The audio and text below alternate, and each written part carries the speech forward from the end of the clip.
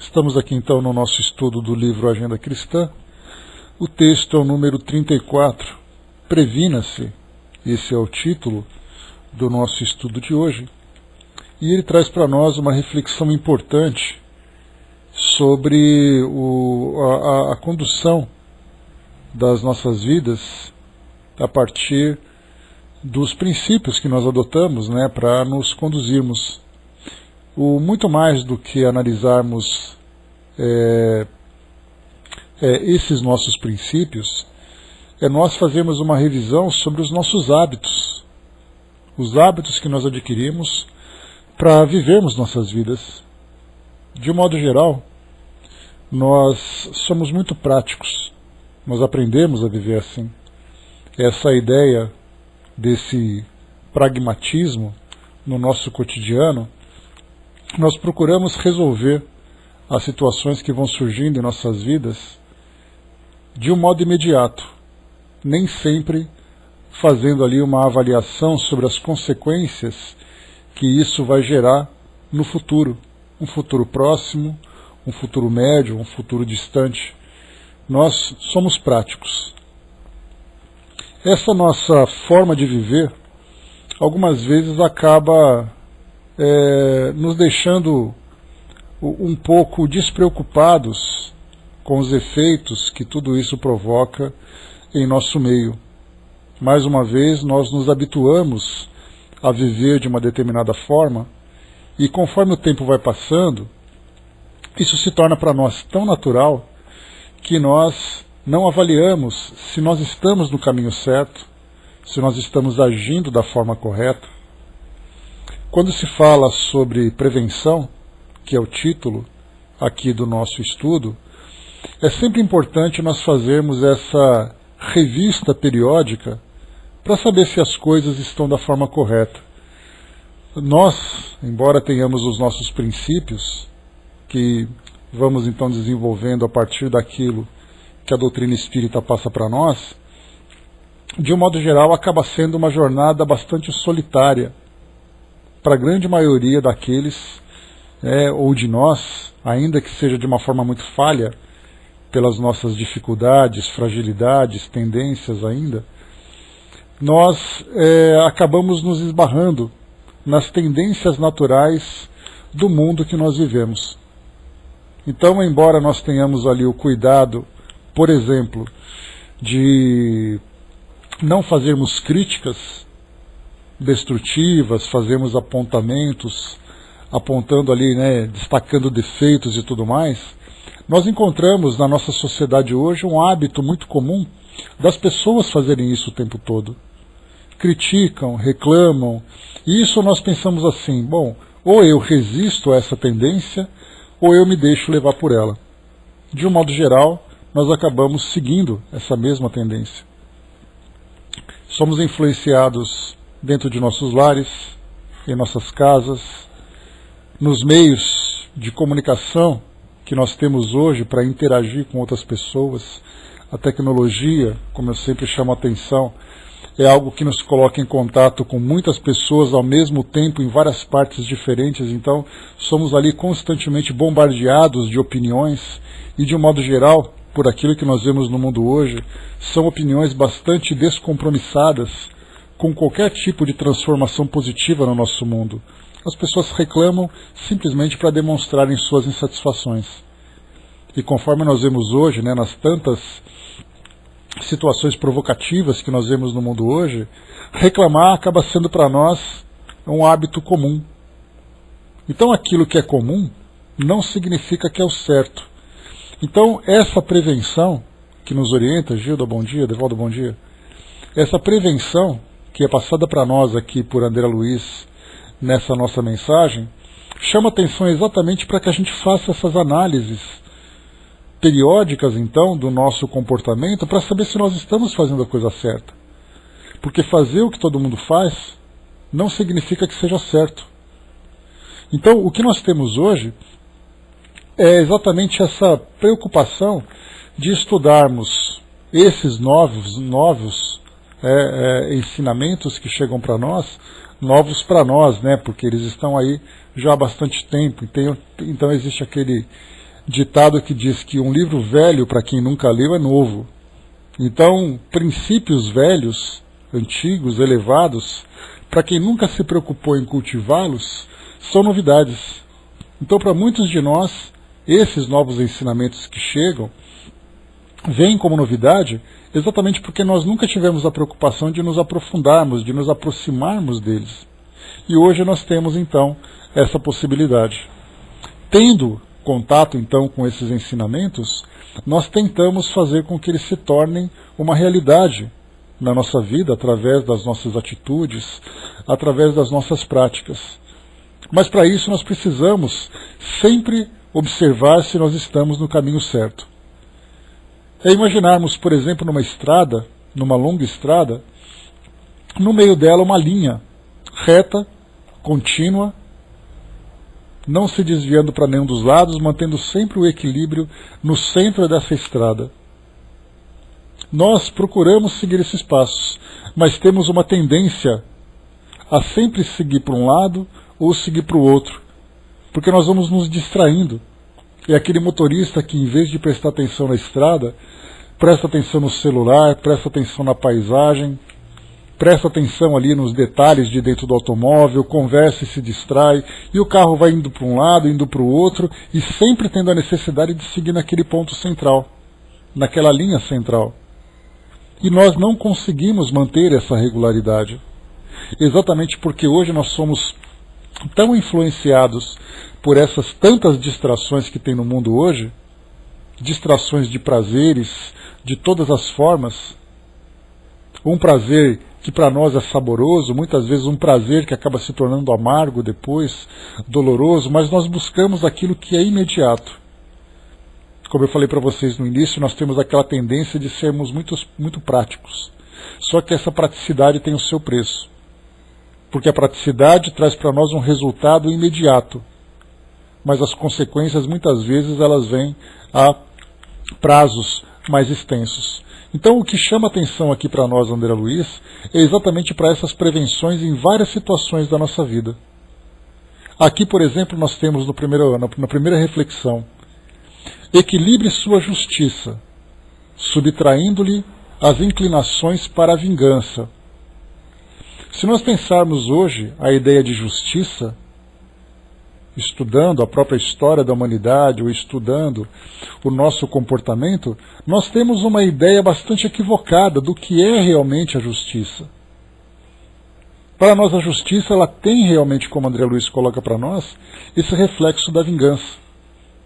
Nós vemos hoje, nos meios de comunicação, pessoas que cometem crime contra a pessoa, crime contra a sociedade, crimes mortais, crimes de corrupção, crimes morais, enfim, crimes de toda ordem. E quando nós vemos esses noticiários trazendo para nós essas informações, o sentimento que brota dentro de nós não é fazer que a verdadeira justiça, que é aquela justiça educativa, se faça presente. A nossa justiça é exatamente a justiça punitiva. E se é uma justiça punitiva, significa que ela tem ali o tom de vingança. E se nós somos estimulados por esses noticiários a pensarmos e sentirmos dessa forma, nós não percebemos, daí vem o sentido de prevenção, que nós aplicamos essa justiça também na nossa vida pessoal. Se alguém, por exemplo, comete ali algum ato que nos traga algum tipo de prejuízo, o nosso centro de justiça é exatamente ver, esperar, né, essa é a nossa expectativa, que ela sofra aquilo que nos fizeram sofrer, ou que nos fez sofrer. Então, equilibrar a nossa justiça significa exatamente termos esse sentimento de caridade, esse sentimento de verdade, né, do cultivo das nossas virtudes, na aplicação daquilo que é necessário para educar aquele que foi o infrator. Começando, por exemplo, né, Elcio, com o ensinamento valioso que Jesus trouxe para nós, não fazer ao outro aquilo que nós não gostaríamos que nos fizessem.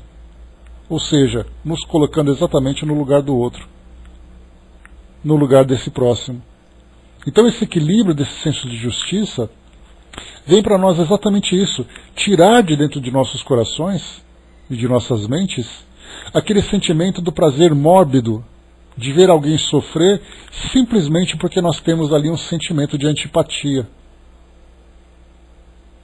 Porque isso é tão natural para nós. Mais uma vez, as pessoas vemos, por exemplo, um político sendo preso na televisão, um criminoso, alguém ali que cometeu algum erro grave perante a sociedade, e de repente nós vemos ali ele caindo em desgraça, nós sentimos um prazer quase que indescritível.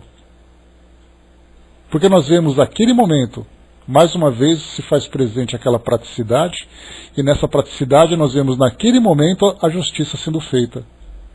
Mas a doutrina espírita, fazendo ali uma repaginação dos ensinamentos que Jesus trouxe para nós, mostra para nós ali espíritos envolvidos, histórias envolvidas, valores, dores futuras. Nós não vemos apenas aquele ato imediato e aquele indivíduo, nós vemos ali um espírito que erra e um espírito que sofrerá. E se nós acreditamos que esse sofrimento será para nós prazeroso, nós nos esquecemos que nós nos distanciamos mais da felicidade verdadeira. Porque a felicidade jamais terá compatibilidade com o sentimento de vingança que existe dentro de nós. Eu jamais vou ser feliz vendo alguém sofrendo e me congratulando por esse sofrimento. Então nós começamos a sair daquilo que o mundo terreno, esse mundo presente que nós temos, vai nos mostrando, e começamos a ver um mundo que é atemporal, o mundo que é acima dos valores e dos interesses desse mundo que nós vivemos hoje. Então equilibrar a nossa justiça significa nós fazermos então uma regulagem no modo como nós olhamos o mundo hoje. Vermos o mundo com amor, com compaixão, com caridade, exatamente, Angelina. E não simplesmente com o desejo de vingança. O prazer que todos sentem hoje, é tão comum nós vermos isso. São pessoas religiosas, são pessoas que trazem filosofias. No momento em que acontece a punição daqueles por quem nós nutrimos antipatia, seja uma punição justa ou não, porque nem sempre nós temos ali as informações e o conhecimento para julgar, ver se aquela questão realmente reflete aquilo que foi cometido por aquele ato, se foi realmente um crime ou não, nós julgamos por antecipação. No passado, queimávamos pessoas em praças públicas, apedrejávamos pessoas. Hoje nós criticamos. Como eu sempre falo para vocês, mudou apenas a intensidade das nossas atitudes, mas a natureza continua a mesma. Eu não apedrejo, eu não mais ponho fogo em ninguém, mas eu ainda sinto o prazer de vê-la sofrendo. E aí eu pergunto, eu consigo ser feliz dessa forma? Não. Na verdade, nós temos ainda esse sentimento primitivo, esse sentimento imaturo, infantil, que nós precisamos desenvolver. A Marião colocou, né, e não esquecer que amanhã o sofrimento poderá ser meu, como o nosso sofrimento é hoje presente. Porque nós nos acostumamos tanto com essa vida que nós temos hoje, uma vida que está muito aquém daquele estado de felicidade que nós desejamos alcançar, que nós não percebemos que nós estamos aqui num processo de provas e expiações já sofrendo. Já sofrendo. Só que nós nos acostumamos e nem nos damos conta mais disso. Por isso essa prevenção, fazemos sempre essa revista. A melhor forma de mudar esse pensamento, Marion, é fazer com que tudo aquilo que nós estudamos se torne realmente uma realidade. O Márcio perguntou, desculpa, Márcio, né, que o Márcio perguntou, exatamente fazer com que isso se torne uma realidade para nós. O ponto principal, sempre nos colocarmos no lugar do outro. Se eu por acaso sinto esse prazer de ver o outro sofrer, como seria se o outro me visse sofrendo? Se por acaso eu desejo fazer uma crítica, como eu me sentiria se eu fosse criticado? Essa é a melhor fórmula de nós percebermos. Aliás, Joana de Ângeles, ela chama a nossa atenção, dizendo que as nossas programações reencarnatórias trazem para nós exatamente a necessidade de nós sofrermos aquilo que nós fizemos sofrer. Se por acaso eu tenho ali uma atitude que eu prejudiquei alguém, eu tenho a necessidade de, numa experiência futura, vivenciar exatamente a condição de vítima, para que eu consiga sentir na pele aquilo que eu fiz o outro sofrer, e não simplesmente imaginar, não, você está perdoado. Esse perdão será o suficiente porque você aprendeu teoricamente. Não. Na nossa condição é um aprendizado na prática. Se nós machucamos, nós seremos machucados. E aí então nós aprenderemos de fato. Só que nós podemos, exatamente através de ensinamentos como esse, que fala para nós sobre prevenção, sempre pensarmos antes de agir, para que nós não tenhamos arrependimentos, para que nós não sintamos culpas, remorsos. Mudar a nossa visão, exatamente pensar em como serão as consequências após o ato que eu praticar, mesmo que aparentemente não traga resultado nenhum. O Elcio lembrou para nós ali, né, outro dia senti um dó tão grande de ver alguns jovens algemados descendo de um camburão para serem julgados, né, que estremeciam internamente, né, coisas de médium, né, passei um perrengue o dia todo e chorava sem um motivo aparente. Sabe o que acontece, Elcio? A gente, com o passar do tempo, infelizmente a doutrina tem efeito sobre nós, de não vermos mais as pessoas ou ações de um modo simples e imediato. Nós aprendemos a ver com mais profundidade, né? Eu tive a felicidade de desenvolver essa sensibilidade de você ver um jovem não como aquele criminoso, você vê um espírito que infelizmente desperdiçou uma oportunidade tão preciosa que ele teve. E nós aprendemos a valorizar essas experiências a partir do momento em que nós começamos a sofrer restrições. Se eu pudesse fazer isso, se eu tivesse aquilo, se eu alcançasse tal objetivo, a gente começa e se, de todas as coisas que nós não podemos mais. E de repente nós vemos no mundo pessoas que desperdiçam tudo isso. Tiveram a oportunidade de estarem encarnados, tiveram saúde, tiveram suas famílias, tiveram a oportunidade de pensar, de mudar de atitude, e mesmo assim não o fizeram. Então nós começamos, na verdade, não mais sentir raiva, mas começamos a lamentar, a sentir pena pelo fato de desperdiçarem e saber que no futuro eles sofrerão e muito por aquilo que eles fizeram. Assim como hoje eles fazem sofrer suas famílias, seus amigos, as pessoas que viviam em função da felicidade dessas pessoas. Mesmo que seja o pior criminoso, esse pior criminoso é um espírito que vai sofrer muito. E se nós sentirmos prazer nesse sofrimento, nós na verdade demonstramos ainda um sentimento muito primitivo e teremos que sofrer muito para mudar o nosso modo de pensar. Porque ou nós mudamos pelo amor ou pela dor. O amor significa compreensão. A mudança, a iniciativa que nós temos para mudar essa visão que nós temos do mundo. Se por acaso eu não faço essa mudança, eu sofrerei as consequências amarteladas. Porque a vida vai me trazer então experiências dolorosas e eu vou ter que chorar muito para poder aprender. Então, na verdade, nós infelizmente ainda resistimos muito a essas mudanças naturais. Nós somos mudados à força. E aí nós perguntamos, mas por que eu não sou feliz? Por que a vida é tão difícil? Por que eu faço a vida ser infeliz e por que eu faço a vida ser difícil? São as nossas próprias escolhas que trazem para nós essas consequências. Os espíritos insistem em trazer para nós esses ensinamentos para ver se nós conseguimos ver o mundo de modo diferente. Dizem para nós que ninguém é feliz ou infeliz por acaso. Se nós temos uma insatisfação com as situações que surgem na nossa vida, nós não temos que questionar por que a vida fez isso. Nós temos que olhar para dentro de nós e temos que perguntar por que eu que fiz a vida, o que eu fiz para a vida ser assim. É a lei de causa e efeito. Quando nós começamos a ter essa convicção, Joana, bom dia. Se nós temos essa convicção, nós começamos a mudar naturalmente o nosso modo de ver as coisas. Nós sempre pensamos, tudo que eu faço, tudo que eu penso, tudo que eu lanço no mundo vai frutificar, essa semente vai frutificar e vai me trazer o resultado. Se eu lanço uma semente amarga, eu posso esperar que eu vou ter que comer um fruto amargo. Não tenhamos dúvida disso. A partir desse pensamento, então, nós começamos a mudar a visão. e vemos que aqueles que erram sofrerão. Se eu sinto prazer com esse sofrimento, eu vou ter que sofrer para aprender que isso não é prazeroso. A segunda mensagem para nós, aqui do nosso livro: acautele-se com o seu desassombro, para não cair em temeridade. Isso significa que esse nosso desassombro, que nada mais é do que a nossa coragem, a nossa determinação, a nossa ousadia, muitas vezes pode se transformar em algo temeroso no meio onde nós nos encontramos.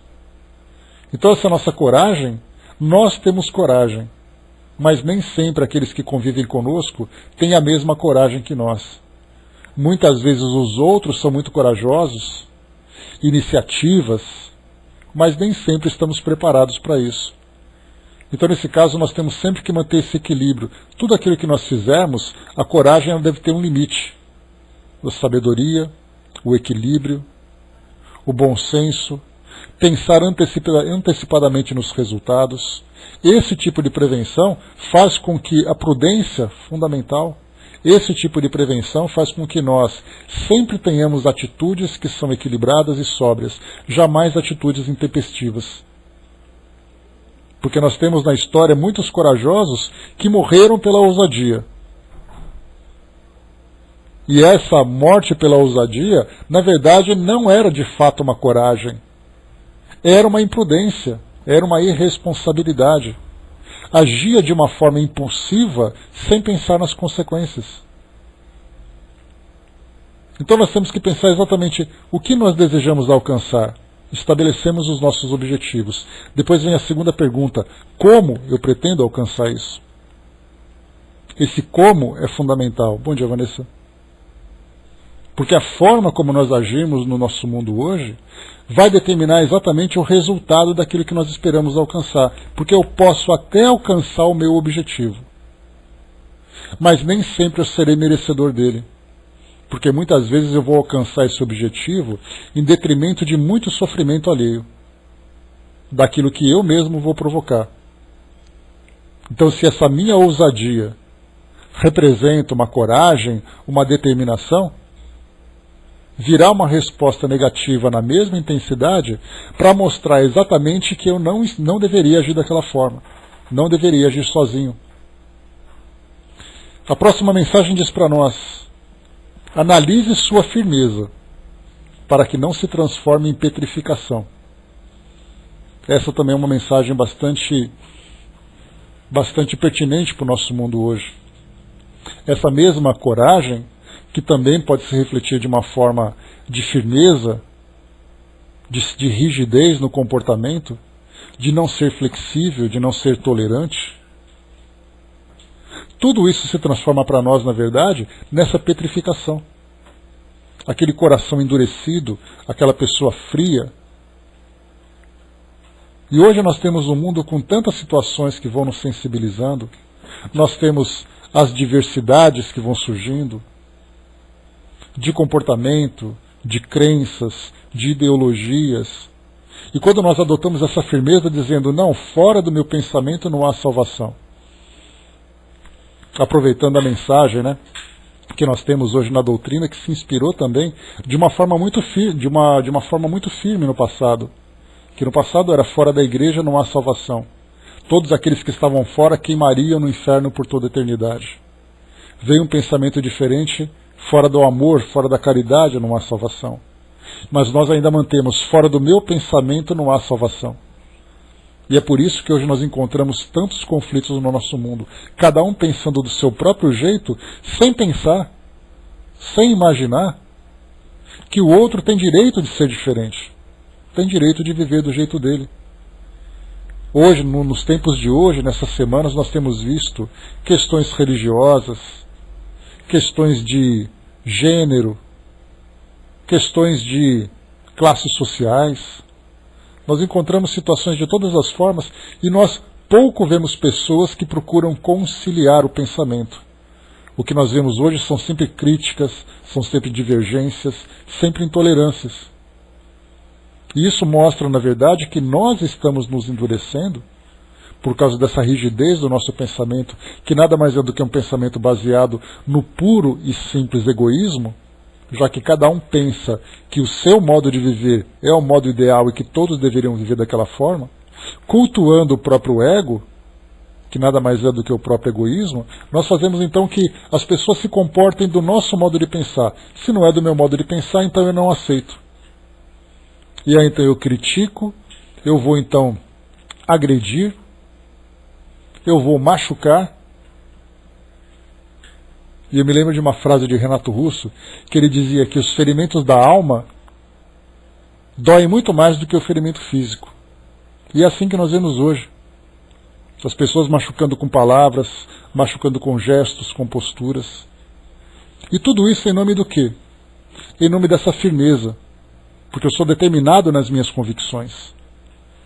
Só que essas minhas convicções machucam e muito aqueles que pensam de um modo diferente, que têm o mesmo direito de pensar de um modo diferente de mim. Então essa prevenção que André Luiz faz para nós, infelizmente, né, Miriam, essa paixão que nós temos hoje, e como é colocado, né, pelos Espíritos no Livro dos Espíritos, fala sobre paixão, só que nós aprendemos durante tanto tempo que paixão diz respeito apenas a relacionamentos afetivos.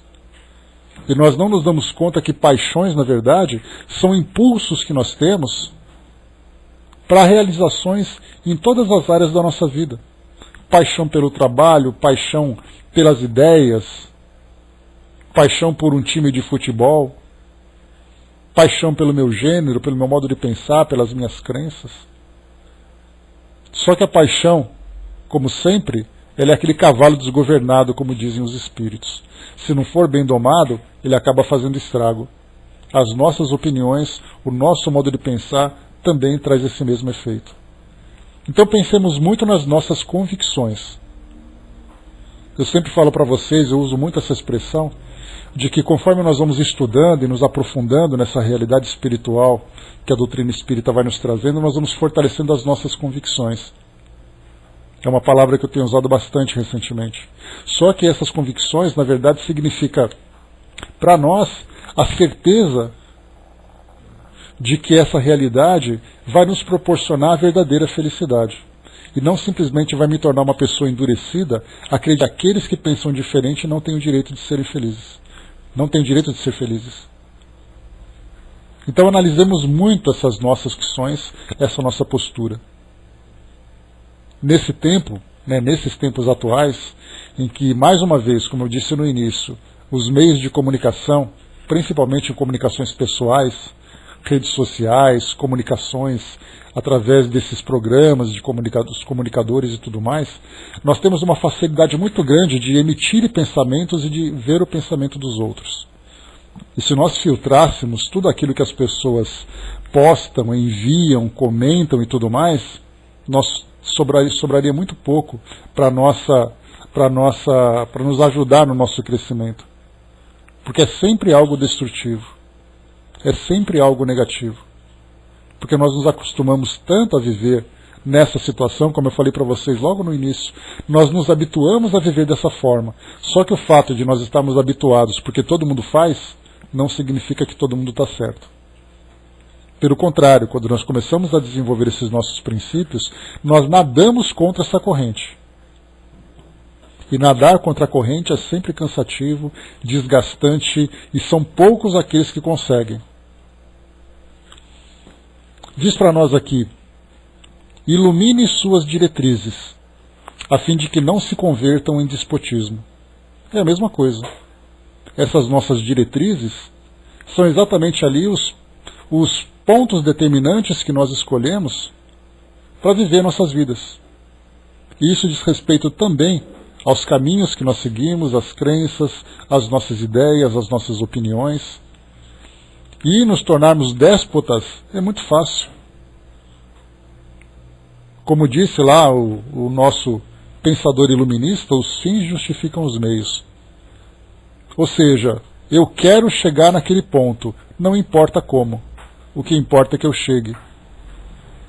Esse pensamento déspota traz para nós muitos prejuízos que fazem com que, na vida que nós vivemos hoje, por exemplo, em que nós não conseguimos ser felizes como gostaríamos, estamos impedidos exatamente pelas escolhas que nós fizemos.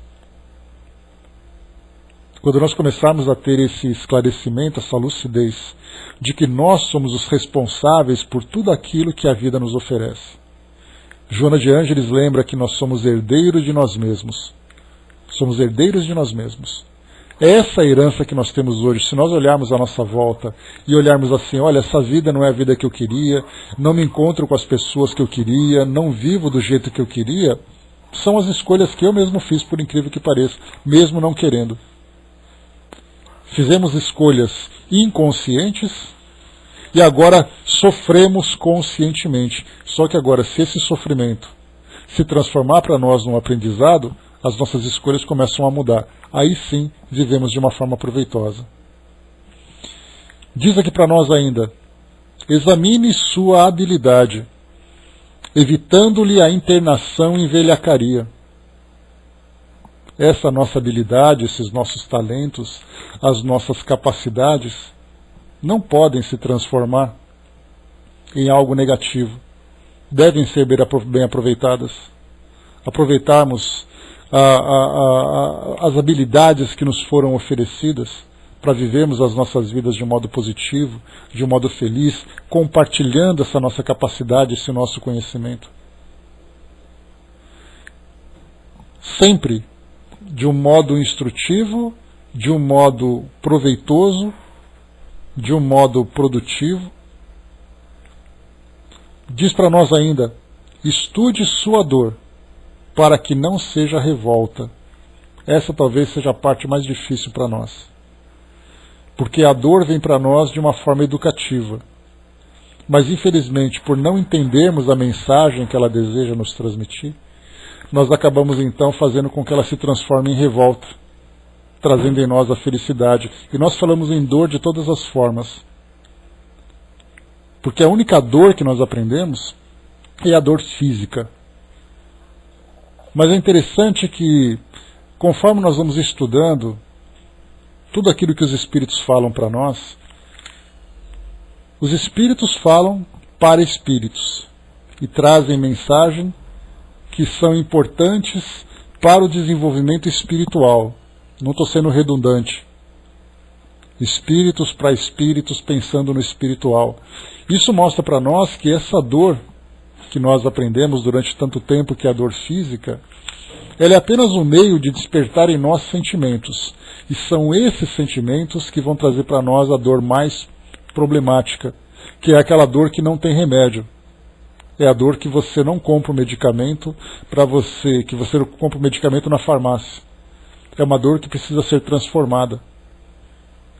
Então a dor moral, que é exatamente aquilo que nós aprendemos através desses ensinamentos, nos atinge em todas as situações.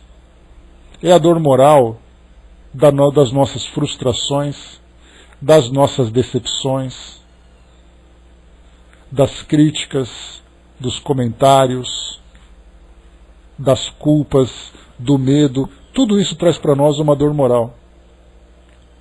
Se nós não entendemos a mensagem que significa a dor aponta alguma coisa que está errada. Se nós não entendermos a necessidade de corrigirmos alguma coisa que foi a causa dessa dor, nós cairemos então na revolta. A doutrina trouxe para nós uma mensagem muito importante, falando sobre resignação, falando sobre coragem, falando sobre transformação.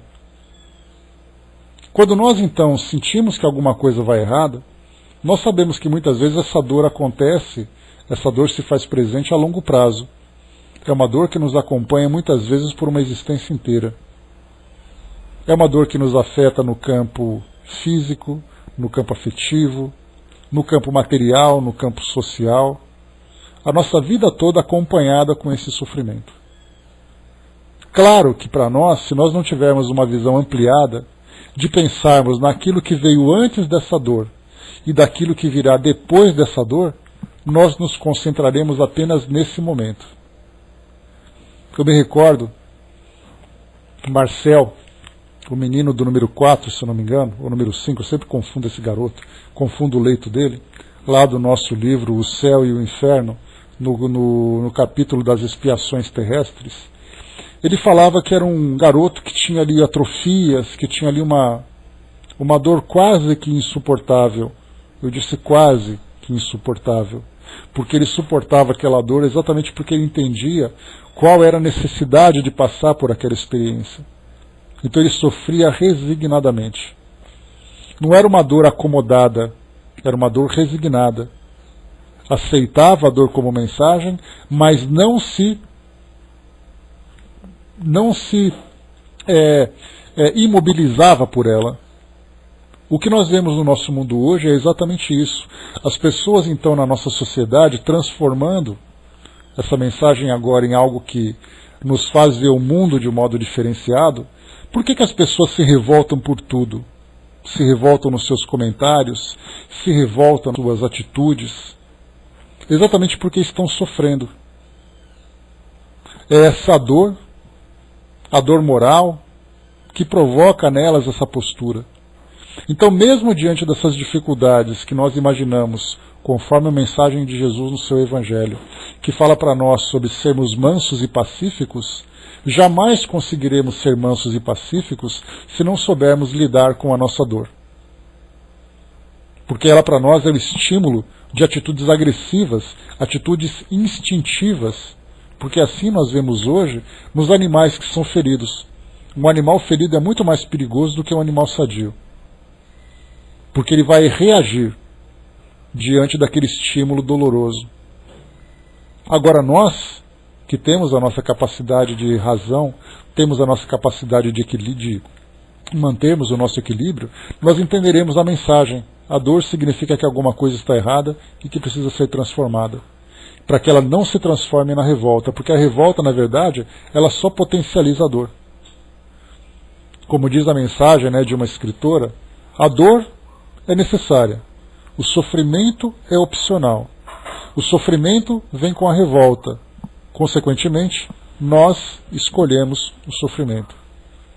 E ela diz ainda que é como se você cortasse o dedo e depois, por opção, você jogasse sal em cima do corte. Esse sal é o resultado dessa revolta. Esse sal é o sofrimento que nós escolhemos. A dor veio de uma forma consequente das escolhas que nós fizemos. O sofrimento foi a nossa opção. Então a resignação, o equilíbrio, o silêncio, a moderação, tudo isso são escolhas que nós devemos fazer. Só que para isso, aliás, falar sobre dor daria para nós um congresso, Isso é tanta coisa que pode se falar sobre ela, porque se nós não entendermos o significado dela, sim, sabe por quê, Elcio? Porque quando nós falamos na dor, nós queremos que o problema seja resolvido agora. Eu quero que a dor pare. E conforme a dor vai se prolongando, e eu não entendo exatamente que a causa dessa dor também foi uma causa prolongada, porque nós vivemos de modo equivocado durante muito tempo, e como eu falei para vocês que Joana diz que se nós não vivermos na pele aquilo que nós causamos, então essa dor também será prolongada. E se nós não entendemos o significado desse estímulo, nós vamos viver em desequilíbrio o tempo todo. Que são muitos os espíritos que chegam no plano espiritual e relatam que, nossa, eu vivi uma vida de muito sofrimento. Só que diante da revolta que ele vivenciou, ele não aprendeu nada. Ele não se transformou da forma como precisava. Esse sofrimento, portanto, vai continuar, até que ele se transforme.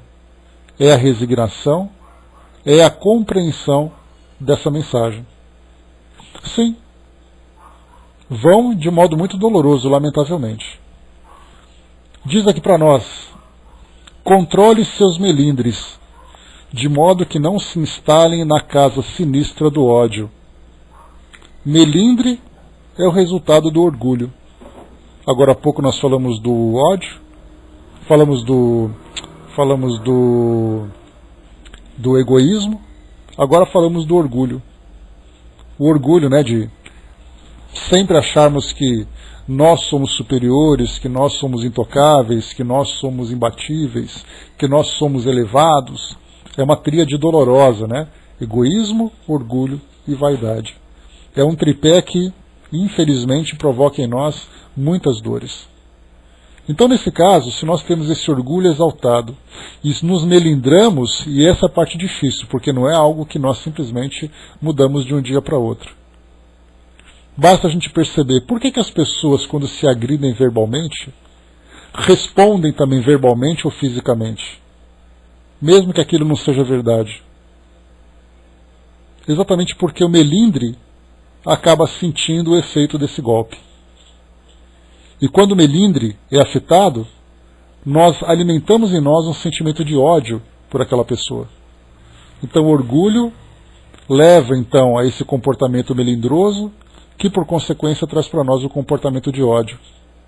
E nós vemos isso com muita naturalidade hoje. Um exemplo bastante simples: por que as torcidas de futebol, ou por que os partidários de partidos políticos se agridem fisicamente simplesmente por se verem próximos uns dos outros? Porque estão melindrados. Porque um fala uma frase, o outro faz um apontamento, o outro faz uma crítica, e o nosso comportamento imediato é a reação.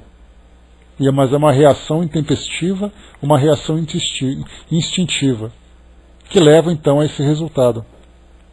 Vemos hoje as pessoas discutindo o tempo todo.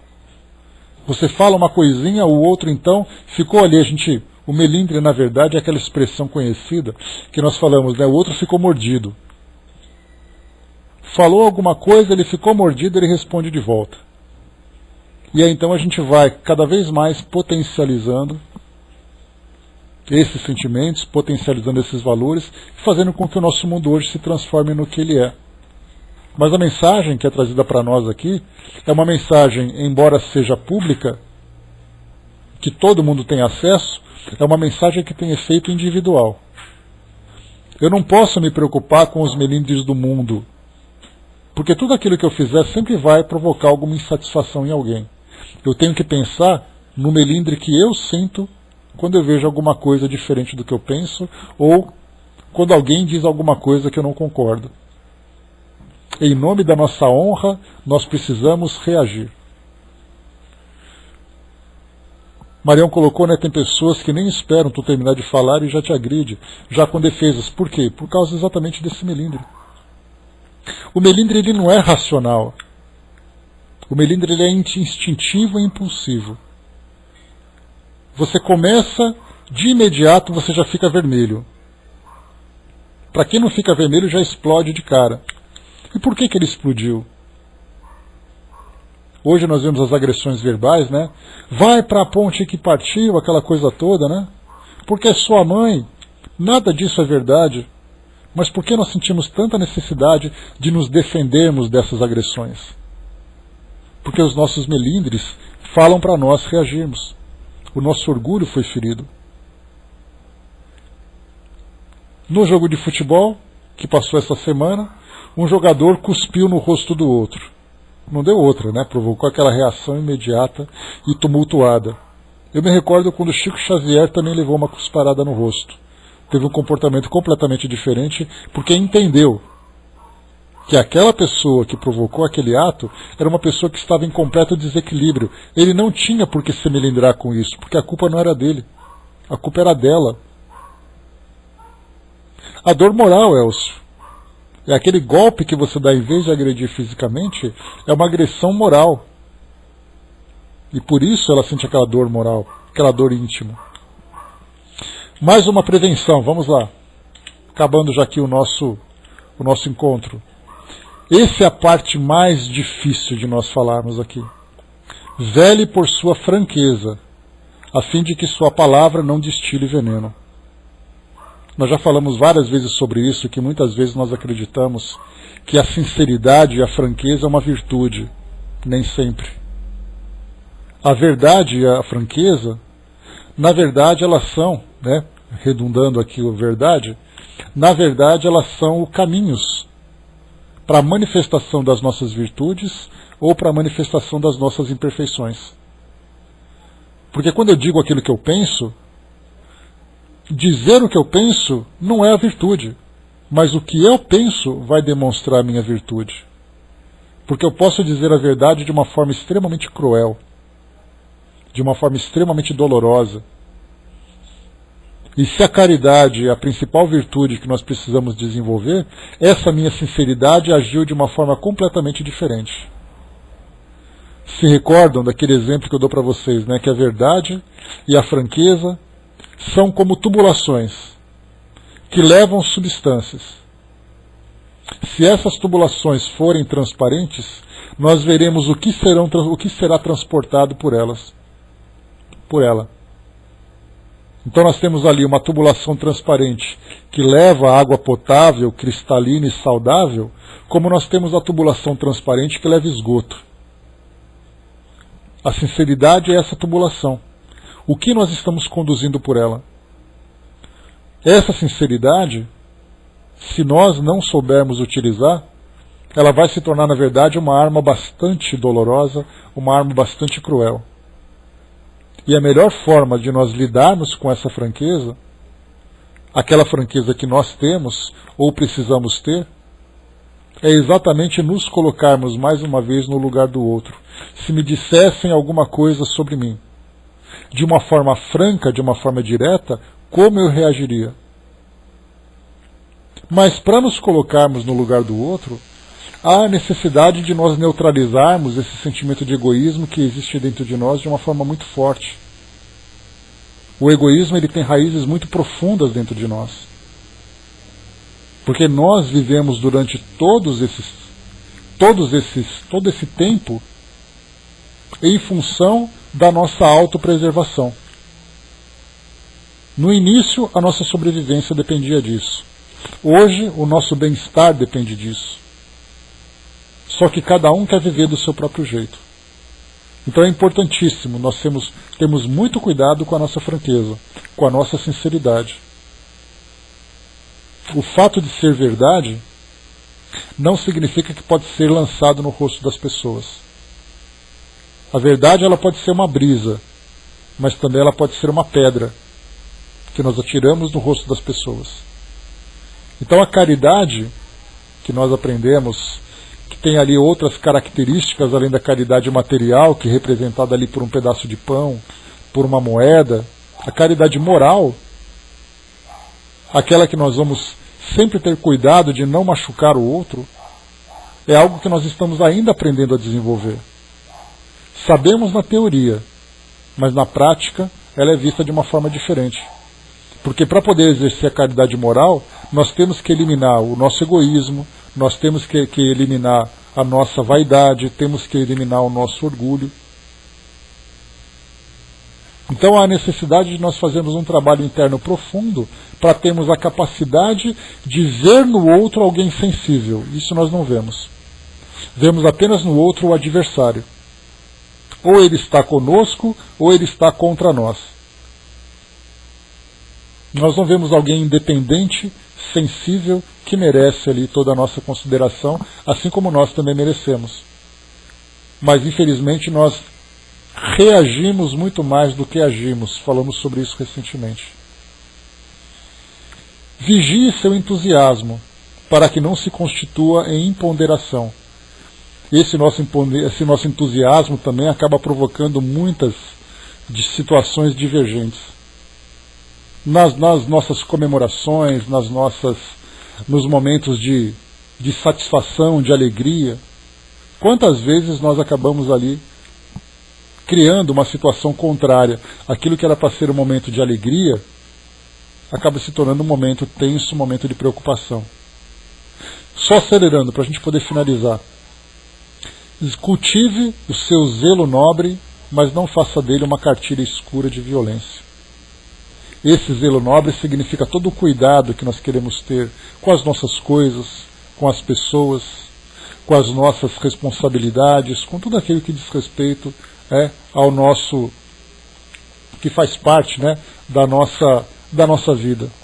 Todo cuidado, se não for utilizado de uma forma equilibrada, acaba se tornando a cartilha escura de violência, porque sempre vai ser motivos para as nossas atitudes mais agressivas e intempestivas, em nome do cuidado.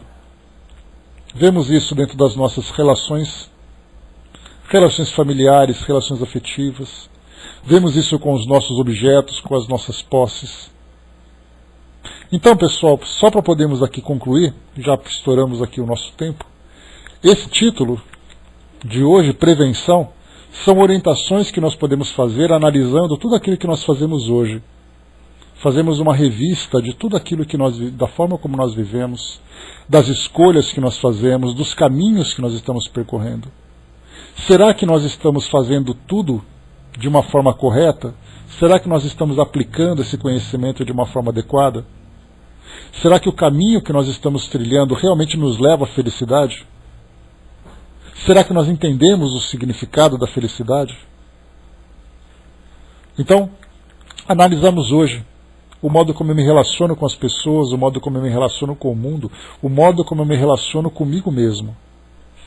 Se nós não tivermos essas atitudes preventivas, nós sempre vamos aprender com as consequências. Sempre vamos aprender com a dor. Não vamos modificar as nossas atitudes antes de vir os resultados. Primeiro nós temos que escolher de um modo equilibrado. Pensar de um modo equilibrado, de um modo ponderado, de um modo saudável, para nós e para todos aqueles que estão à nossa volta. Se nós não aprendemos dessa forma, nós vamos agir, depois virá o resultado e, inevitavelmente, já que nós agimos de um modo impulsivo, nós teremos que perder tempo da nossa vida corrigindo os problemas que nós criamos. Porque se nós repararmos, a nossa trajetória, infelizmente, ela é repleta de situações assim. Nós passamos mais tempo reparando danos do que construindo. E agora nós temos a possibilidade, com essas tantas reflexões que são trazidas para nós, de pensarmos exatamente isso. Tudo que nós fizermos tem que vir de um modo proveitoso, de um modo produtivo para nós. Marião lembrou aqui na educação o que mais está faltando para nós. A educação nada mais é, do que uma postura que nós temos, resultado das virtudes que nós desenvolvemos. Se nós soubermos desenvolver e aplicá-las, porque aquilo que nós falamos, primeiro nós temos que saber o que é o certo, o que é o errado, o que é bom, o que é mal. Depois nós olhamos para dentro de nós e vemos o que existe de bom e o que existe de mal a partir daquilo que nós aprendemos. Depois nós começamos a trabalhar efetivamente para corrigir aquilo que está errado e para intensificar e potencializar aquilo que está certo. Porque esse nosso comportamento impulsivo que nós temos hoje, de um modo geral, é uma postura correta para todo mundo. Criticar é tudo certo, você falar mal é tudo certo. Você ter esse ou aquele comportamento que vai trazer uma consequência negativa, para muitos é certo. E por que é certo? Porque não compreendeu ainda o seu real significado. Então esses 3 passos eles são fundamentais para as nossas mudanças. E nós temos então a possibilidade hoje de ter esse pensamento preventivo. Pense antes de fazer. Pegue todos esses valores que nós temos hoje e coloquemos em prática. Nos coloquemos sempre no lugar daquele que receberá as nossas ações. Se nós tivermos esse cuidado, ainda que seja ainda bastante falho, já é um bom começo. Que aí, com a prática, nós certamente conseguiremos fazer com que isso se torne parte da nossa conduta natural. Será reflexo daquilo que nós desenvolvemos dentro de nós. Então, meus amigos, fechando por aqui o nosso encontro de hoje. Mais uma vez, nós temos aqui então Previna-se, o texto número 34. Leiam com calma depois essa mensagem lá do nosso livro Agenda Cristã. E como são pequenas frases, seria interessante, cole na porta do seu guarda-roupa, no espelho do banheiro, no painel do carro, aquelas mensagens que são mais necessárias para aquilo que nós trazemos de maior fragilidade, e tentemos praticar isso